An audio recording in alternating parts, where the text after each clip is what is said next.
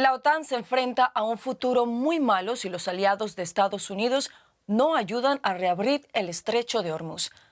Esto expresó el presidente Donald Trump en una entrevista con el periódico The Financial Times, en la que afirmó que así como Washington ha ayudado a Ucrania en la guerra con Rusia, espera que Europa contribuya con el estrecho de Hormuz, una vía por donde transita la quinta parte del tráfico mundial de petróleo y gas licuado del que dependen las economías asiáticas y europeas. Desde Bruselas, la jefa de la diplomacia europea, Kaja Kallas, afirmó que el estrecho de Hormuz está fuera del ámbito de actuación de la OTAN, una postura que también comparte Alemania. Escuchemos qué dijo al respecto el ministro alemán de Exteriores, Johann Wadephul.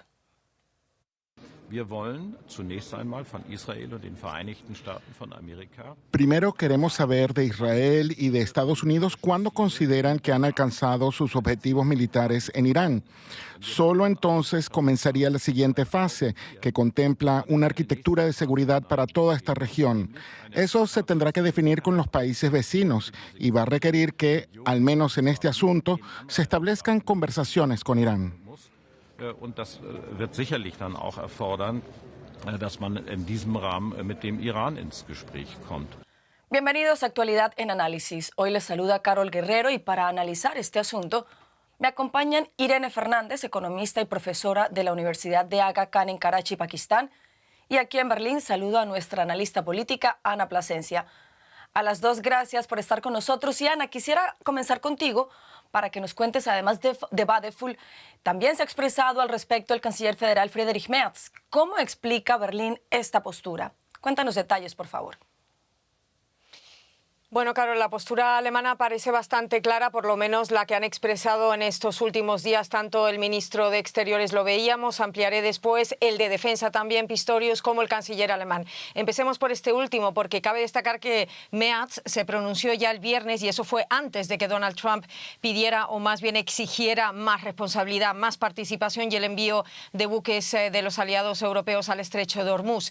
El canciller Friedrich Merz rechazaba ese viernes una intervención militar. Para él, en este momento, y lo cito, no hay motivo para pensar en una protección militar de las rutas marítimas. Alemania no es parte de esta guerra, decía, y tampoco queremos serlo.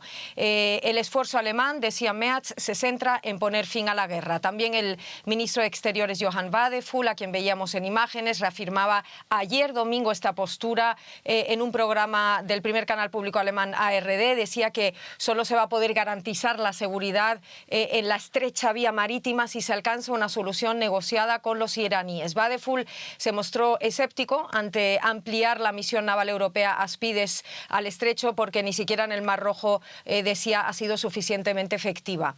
Y hoy mismo el ministro de Defensa alemán, Boris Pistorius, también rechazaba esas exigencias del presidente estadounidense de que Alemania aporte apoyo militar y además restaba importancia a la idea de que esta postura pudiera perjudicar a la OTAN, como amenazó Donald Trump. Pistorius preguntó qué podrían lograr uno o dos puñados de fragatas europeas en el estrecho de Hormuz que no pueda ser la poderosa marina estadounidense, y añadió que esta no es su guerra y que los europeos no fueron los que empezaron esta guerra.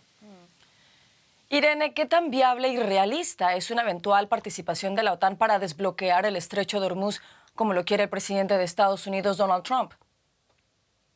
Bueno, a día de hoy estamos en una situación un poco crítica, ¿no? Entonces, la presión que está poniendo Donald Trump a sus aliados es una presión que se entiende desde una manera política, pero es bastante difícil que esto se pueda manifestar, al menos en un corto plazo, ¿no? Nos encontramos en una situación que tiene tres grandes problemas a corto plazo. El primero es una situación geográfica. Para la OTAN, a corto plazo, esta no es una guerra de la OTAN, geográficamente esto no está dentro de la frontera de la OTAN, y la OTAN al final es una alianza precisamente que protege la geografía de los aliados de la OTAN. Por otro lado, para poder invocar el artículo 5 se necesita que haya habido una agresión a uno de los aliados de la OTAN, y en este caso bueno, no se puede justificar la invocación del artículo 5. Por otro lado, es bastante complicado justificarlo a nivel de discurso, porque Donald Trump ha sido un presidente que siempre ha socavado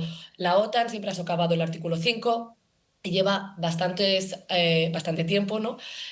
Preguntándose cuál es el significado de la OTAN. Y luego, por último, la realidad operativa de llevar a cabo una intervención de la OTAN en esta situación, ¿no? Al final la OTAN, como bien comentabais, tiene unas fragatas que pues, no podrían hacer frente al gran riesgo que supone poder abrir otra vez el estrecho de Hormuz. Irene, en este momento, ¿qué países están siendo los más afectados por este cierre del estrecho de Hormuz?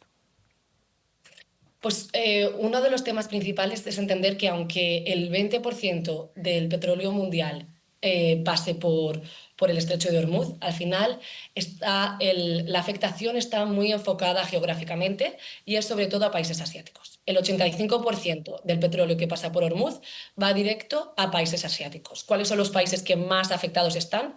Ahora mismo serían en riesgo crítico, serían Japón, Corea del Sur y Taiwán. Japón sí que es verdad que tiene previsiones porque ha estado almacenando crudo, pero Corea del Sur y Taiwán se encuentran en una situación muy, muy crítica. Por otro lado, tenemos un país que se tendría que ser el principal interesado en que se vuelva a abrir el estrecho de Hormuz porque realmente su exposición es muy alta y esa es India. India no solo necesita gas licuado, sino que además, como tiene indexado el precio del Brent, para ellos este choque no solo es un choque físico, sino que además es un choque financiero. Entonces, India es uno de los países que más interesados está actualmente en que se pueda volver a abrir el estrecho de Hormuz. Luego, por otro lado, tenemos China. China es verdad que es un país que está más preparado. Tiene reservas de petróleo, tiene reservas para alrededor de unos 120 días, con lo que le da más margen para estar más tranquilo y poder sentarse a negociar, pues quizás no con la urgencia que tienen otros países. Luego, países que son muy, muy vulnerables a estos shocks son Pakistán y Bangladesh. Estos dos países ya han pedido a Arabia Saudí que por favor les permitan utilizar el puerto de Yanbu, ¿no? Que es la otra opción que tienen los oleoductos de Arabia Saudí, para poder llegar ese crudo a esos países. Y luego, por último, tengo que mencionar los países del sudeste asiático, porque también se ven afectados, sobre todo Filipinas e Indonesia. Entonces, lo que estamos viendo es que, aunque estemos hablando del crudo, vamos a estar hablando de países que son potencialmente muy importantes para la industria y para el comercio mundial.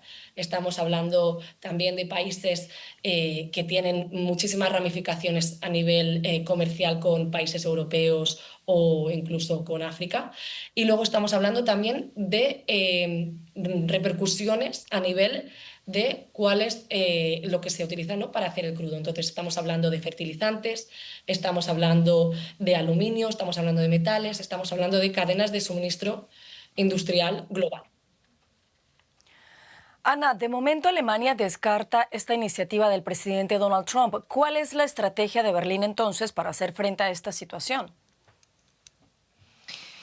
Bueno, diría que la estrategia alemana se basa en tres ejes, ¿no? Lo primero es evitar cualquier escalada militar, algo que se puede extrapolar también a los demás países europeos, ¿no? Berlín teme que el envío de buques de guerra o la participación en una misión naval convierta a Alemania en parte directa del conflicto con Irán. Y ya lo comentaba Irene, ¿no? La OTAN no es parte de esta guerra, no está implicada en esta guerra. Sería muy difícil justificar esa invocación del artículo 5. El segundo eje es proteger la economía alemana, y ya comentaba Irene por qué y la importancia que tiene, y 2/3 partes de lo que importa Alemania de petróleo y gas, o sea, depende de esas importaciones energéticas, es dependiente de importaciones, y una implicación militar en una zona tan volátil como la estamos viendo en el estrecho de Hormuz podría desencadenar aún más represalias iraníes, mayores interrupciones del tráfico marítimo y un nuevo shock de precios del petróleo y del gas, justo precisamente cuando Alemania intenta estabilizar su mercado energético y su economía, que cabe destacar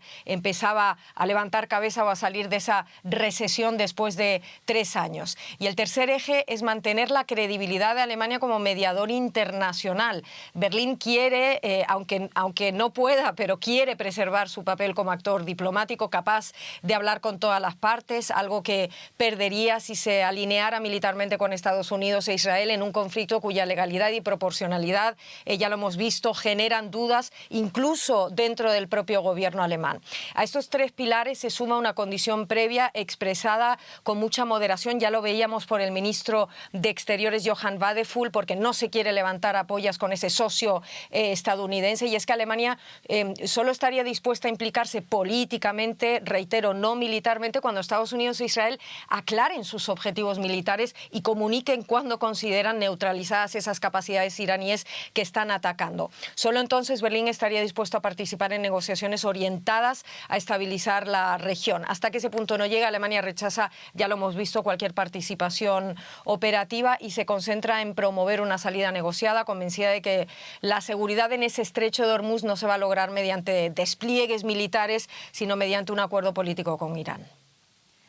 Irene, tú nos hablas, ya nos has hablado de cómo funciona y cuáles son los países más afectados por ese cierre del estrecho de Hormuz, pero ¿hay rutas alternativas a esta vía? Sí, hay rutas alternativas, pero la realidad es que no pueden cubrir todo el consumo del estrecho de Hormuz, ¿no? La realidad es que existe un oleoducto en Arabia Saudí, el East-West, que desemboca en el puerto de Yanbu, en este sentido es en el Mar Rojo, con lo cual estaríamos pasando todo el tema de los problemas de Irán, ¿no? De lo que supone ahora mismo el riesgo para el comercio por esa zona. Pero la realidad es que por ese oleoducto solo pueden pasar 6 millones de barriles al día. Estamos hablando de 20 millones de barriles al día cuando estamos hablando del estrecho de Hormuz. Y luego, por otro lado, tenemos otro oleoducto en Emiratos Árabes que también solo puede cubrir 1,5 millones de barriles al día. Entonces, estamos hablando de cifras bajas, de cifras que simplemente pueden compensar el shock a corto plazo, pero que son insostenibles a medio y largo plazo. Ana, además de la presión de Donald Trump, también hay presión interna en Alemania porque muchos ciudadanos están sufriendo las consecuencias, por ejemplo, con el aumento de la gasolina. Ante un eventual cambio de postura de Alemania, ¿qué tipo de ayuda podría brindar Berlín para apoyar el desbloqueo del estrecho de Hormuz? No mucha, no podría brindar mucha ayuda, por lo menos eso según un experto naval, se llama Sebastian Bruns. Él decía este fin de semana que el debate de una participación o no llega en un muy mal momento para la Bundeswehr alemana. Ya vemos todo lo que se ha invertido para ampliar al ejército alemán. Alemania, decía, tiene la marina más pequeña desde 1955 y simplemente no cuenta con los buques de guerra necesarios para este tipo de operaciones. Subrayaba el experto naval que los barcos de la clase F-125 no están diseñados para combates de alta intensidad y la única fragata operativa que hay en este momento, de la clase Sachsen, así se llama, está desplegada en el Atlántico Norte. Bruns resumía diciendo que hay demasiados puntos calientes para muy pocos barcos y si acaso la Bundeswehr, como ya ha ofrecido en otro tipo de conflictos, podría ayudar en tareas de reconocimiento o análisis de datos de inteligencia. El avión de patrulla marítima Poseidon o con drones serían, por ejemplo, una opción. Y en ese caso se enviaría personal de Estado Mayor para analizar imágenes o coordinar operaciones. Y los submarinos, según este experto, no desempeñan un papel relevante en el estrecho de Hormuz, decía, y además la Bundeswehr no dispone de suficientes unidades. En resumidas cuentas, Alemania podría apoyar, pero no liderar ni participar en una operación de combate, Carol. Irene, mencionaba que Donald Trump habla de un futuro muy malo para la OTAN si la alianza no lo apoya en esta iniciativa. Tú nos contabas hace unos minutos que este no es el punto geográfico en el que suele desempeñarse la OTAN, pero ¿cuál sería ese escenario tan malo para la alianza del que habla el presidente de Estados Unidos? Bueno, la realidad es que no tiene ningún mecanismo jurídico, ¿no? para poder forzar a la OTAN a entrar en el estrecho de Hormuz. Actualmente, pues, podría amenazar a los países que forman parte de la OTAN con aumentar los aranceles. Sería un tema de vía económica, ¿no? Para poner presión. La realidad, otra vez, nos encontramos con que muchísimos países que forman parte de la OTAN forman parte también de la Unión Europea, con lo cual estamos hablando de una medida que sería en conjunto para todos los países de la Unión Europea, incluso para países que no forman parte de la OTAN. No sé cómo esto se podría llegar a planificar a nivel americano de Estados Unidos. Y luego la verdad es que le quedan pocos mecanismos porque los europeos piensan que esta es una guerra que ellos no empezaron, es una factura que les han pasado que ellos no están dispuestos a pagar. Y la realidad es que Estados Unidos tiene pocos mecanismos o Trump tiene pocos mecanismos para forzar esa entrada de la OTAN, sobre todo a corto plazo, porque la realidad es que a medio y largo plazo hay ya unos mecanismos económicos, los países europeos también pueden sentir el aumento del precio del petróleo y esto les puede llevar a entrar de una manera moderada dentro de la apertura del estrecho de Hormuz, el mantenimiento sobre todo del tráfico. Pero más allá de eso, a nivel corto plazo, es bastante complicado que él pueda forzarlos. Pues estaremos muy atentos a lo que se viene con esta guerra en Irán. Irene Fernández y Ana Plasencia, muchas gracias a las dos por habernos acompañado en este análisis. Gracias. Gracias.